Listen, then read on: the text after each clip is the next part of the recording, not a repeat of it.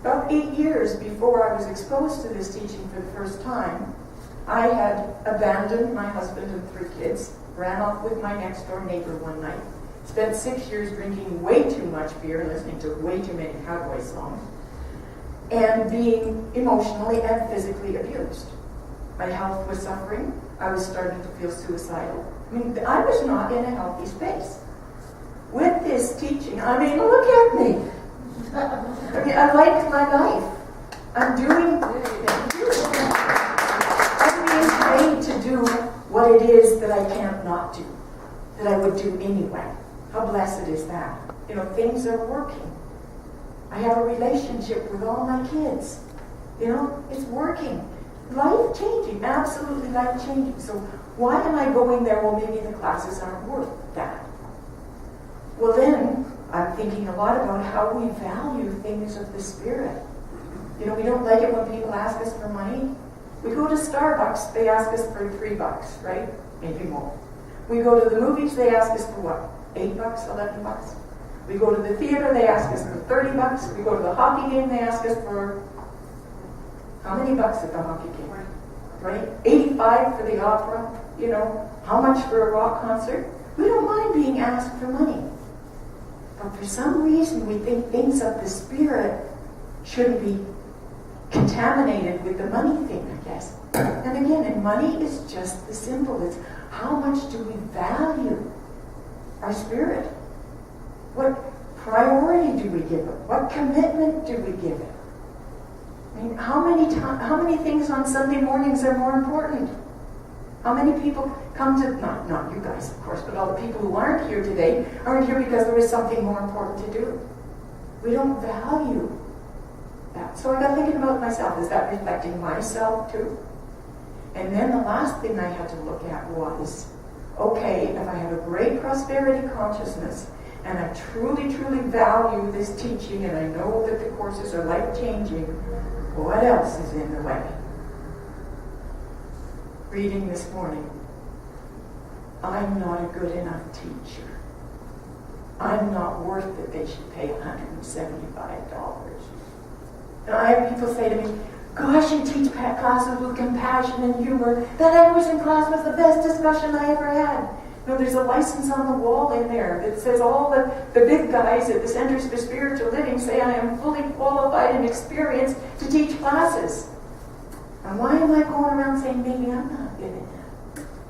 Maybe my 2 bricks, you know? And how often do we do that? I'm not worthy enough. Well, I've said this before, and I'm going to say it over and over and over again, is that you are God's stuff. You are made of God's stuff. You're God's partner in this creation of life, or Spirit's partner, or universal intelligence, whatever you prefer to call that infinite loving being, that universal mind, that wisdom. You are of that. How dare you say you're not good enough?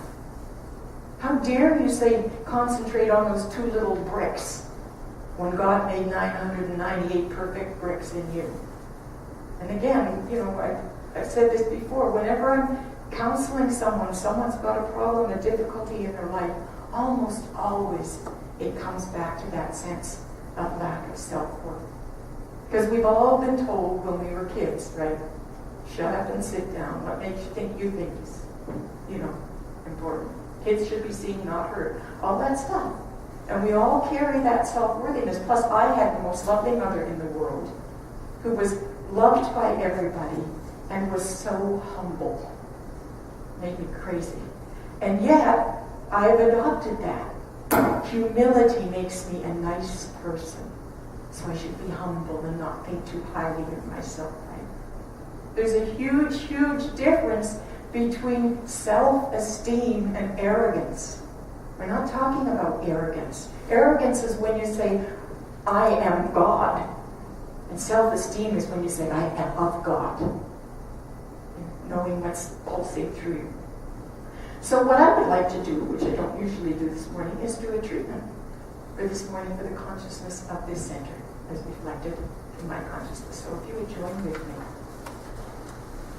And we know absolutely that there is one one great Spirit, one Creator of all that we are and all that we see.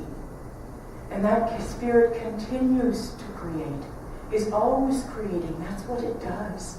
It pours itself and its creation into our world, all around, giving magnificently, hugely, more than we can contemplate. Always, it is already given before we ask. It is already here all around. And that same power to create is also within me. And with my intention, with my beliefs, with my words, I direct that creation in my world, in my experience. And so I speak my word now for this center. And I know this center is a brilliant light reflecting all that universal wisdom is. I see it filled with joyous children, jubilant music. I see all the financial flow necessary to do everything that we are meant to do. And I know that we are meant to do magnificent things in this city. I know that there are people in this city who are hungry for the teaching that frees themselves from their own limited beliefs and from the beliefs imposed upon them by a loving but mistaken culture. I accept the wisdom and truth of every person. I accept every person exactly where they are on their consciousness, on their path. And I know those with whom this preaching resonates are now drawn here. People who are in need, people who are abundantly successful, people who are radiantly healthful, and people who are in need of healing. People who are tall and people who are short, people who are rich and people who are poor. All people. People who are confident, people who are doubting. All. These doors are wide open and they are drawn here now. And I'm so thankful for the consciousness of this center, which is constantly rising up now to know all we can be, to empower ourselves, to empower each other, to be all that we can be and all that we want to be. And I know that wisdom is here right now. I'm so grateful for it. And for everyone who is in this room today, because I know that everyone in this room is committed to spirit, to growth, to unity, and to love. And I know that as we speak our word for intention and expansion, for prosperity, for health, for joy, for peace, we bring it into our experience and the experience of those about us. So I speak my word with confidence, with trust, and with love, and I let it be. And we anchor that now by saying together, and so it is. Namaste.